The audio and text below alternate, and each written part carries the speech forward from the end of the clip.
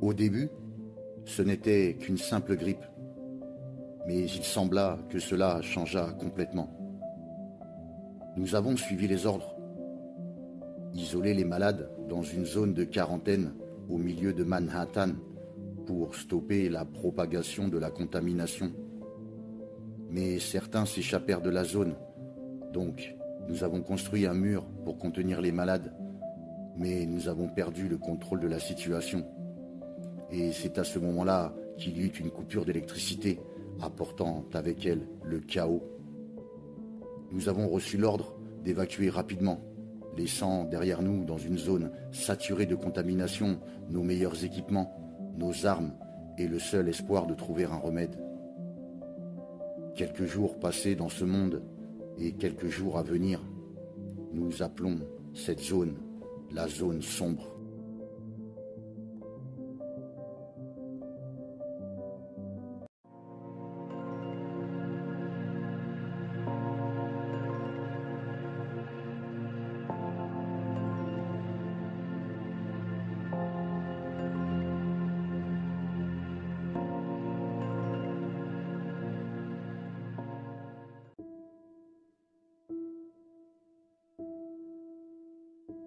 C'est dur de voir quelque chose que vous aimez se détruire, de le voir tomber en pièces. Les désastres ont toujours l'air si distants, détachés, quelqu'un d'autre qui s'étouffe dans un endroit lointain, jusqu'à ce que cela se passe dans notre ville, à nos portes, pour qu'enfin nous réalisions combien nous sommes fragiles.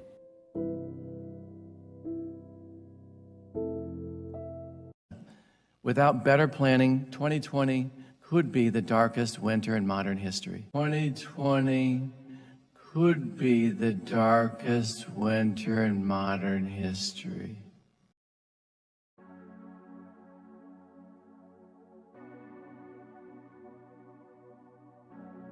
Avec notre intérêt grandissant sur les armes biologiques et bactériologiques qui pourraient tomber dans les mains des terroristes, le département de la défense américain voulait tester la préparation de la population sur une telle urgence. En juin 2001, le DoD ont conduit un exercice de guerre appelé Dark Winter, qui veut dire l'hiver sombre, l'hiver ténébreux. Dark Winter était un exercice majeur qui a été mené avant le 11 septembre, plus tôt dans l'année 2001, pour regarder les effets d'un événement biologique.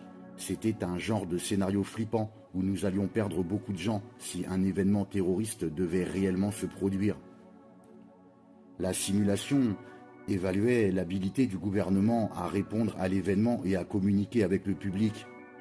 Nous avons pensé à des choses comme, vous savez, quarantaine, loi martiale. Aussi, notre système n'était plus notre système, parce que nous avions cette chose terrible en cours. Nous avons dû changer nos points de vue à propos de certaines choses et de la relation entre les militaires et les civils, par exemple.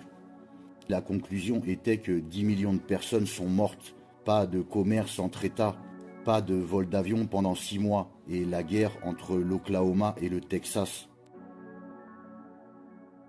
Notre style de vie, notre sécurité, notre sauvegarde dépendent d'une économie délicate et instable.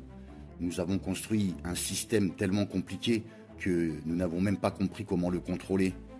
Pétrole, électricité, import-export, transport, nous vivons dans un monde complexe. Et le plus complexe il est, le plus fragile il devient.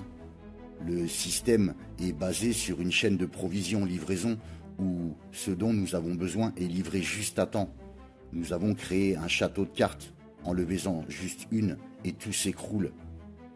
Et qu'est-ce qui alimente le système? L'argent. Les Américains peuvent dépenser 90 milliards en un seul jour d'achat. L'année dernière, 200 millions de personnes ont envahi leurs magasins locaux. Le 23 novembre, nous appelons ce jour Black Friday. Savez-vous qu'un agent pathogène peut survivre sur un billet de banque 17 jours? Un jour, il y aura une pandémie.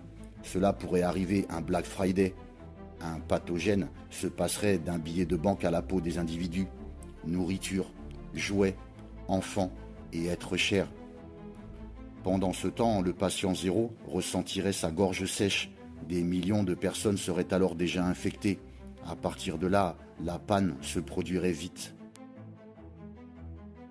Jour 1, les hôpitaux sont remplis au maximum de leur capacité, la panique va frapper. Jour 2, des zones de quarantaine sont établies, les ressources sont rationnées, les transports ferment. Jour 3, les échanges internationaux stoppent, plus de pétrole, les marchés boursiers s'effondrent. Jour 4, coupure d'électricité, les étals des magasins sont vides et l'arrêt de l'eau courante. Et une fois que la faim au désespoir s'installe, les gens feraient n'importe quoi pour survivre. Au 5e jour, chaque personne sera une menace potentielle.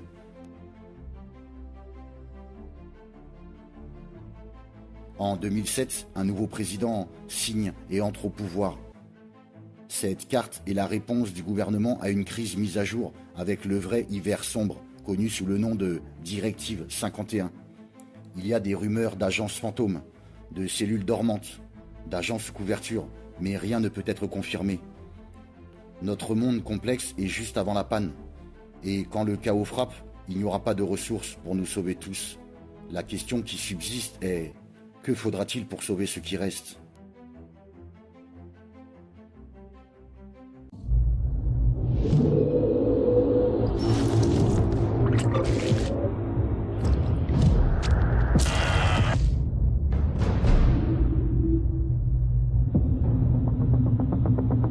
You know, this Black Friday, you can sleep in. All over the region. Retailers are calling this their super 149,000 stores offering millions of sales in dollars the in cash sales changing hands starting on New York. hit the stores. The flu season is off to its earliest Appears to start. be a previously unknown variant of the flu, suspected case catching many experts off guard. Today I was feeling like maybe Back on the breaking news, leading with unconfirmed reports of a smallpox outbreak. Is a highly rehearsed scenario. And National Guard units converging on a hospital in central Manhattan. closed. It's smallpox is a very real More deaths danger. than AIDS, more than There's Ebola. not enough vaccines. Let me stop you there. This is not a panic situation. An entire American city Known as the green poison, Central Park has been converted to a mass burial ground. Power outages, gas line leaks, fires. The government We're expecting another night of widespread looting. people of New York are begging. What would happen? First responders are either dead No resources available. or treated like animals. It's not our job. We're not trained for that.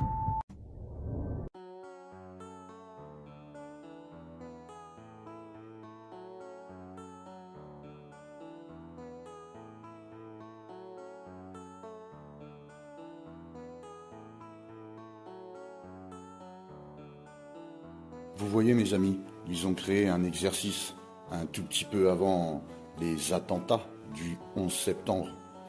Donc ils se méfient, ils font un exercice en cas d'attaque terroriste biologique ou bactériologique. D'accord. Qui font les attentats? Ce ne sont pas les méchants barbus ou les déséquilibrés mentaux. Eh bien non, ce sont ceux-là même qui font les exercices. Donc je vous recommande la plus grande prudence quant à cet hiver, je vous le redis. Une énième fois, faites des provisions. Attendez-vous au pire pour ne pas être surpris ou déçus. Je pense que les choses sont claires. Ou ils vont continuer leur supercherie avec leurs mensonges, deuxième vague, troisième vague, ou bien ils vont vraiment nous balancer quelque chose dans la gueule. Et ça, c'est plus que possible, car l'hiver sombre, l'hiver ténébreux est un réel exercice. Donc je pense qu'on va droit dedans. Il reste aussi toujours bien sûr la possibilité du solstice d'hiver, de mon Armageddon, de l'histoire pour laquelle j'ai monté cette chaîne. Je regarde les chiffres et je me dis que le 21-12-20, ça sonne pas beaucoup. Le 21-12-21, ça sonnerait un petit peu mieux.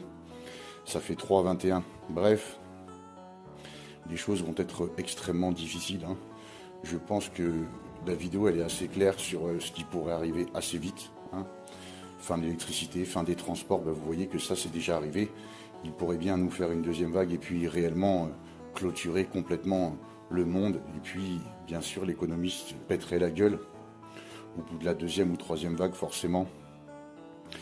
Et puis, vaille que vaille. Donc, je vous recommande encore une fois de bien vous préparer au pire. Voilà. Préparez-vous physiquement, préparez-vous psychologiquement et aussi préparez-vous, bien sûr, spirituellement. Voilà, j'espère que vous allez bien. Prenez soin de vous, prenez soin des familles. Je vous aime tous. Paix et amour. Seul Kepsia.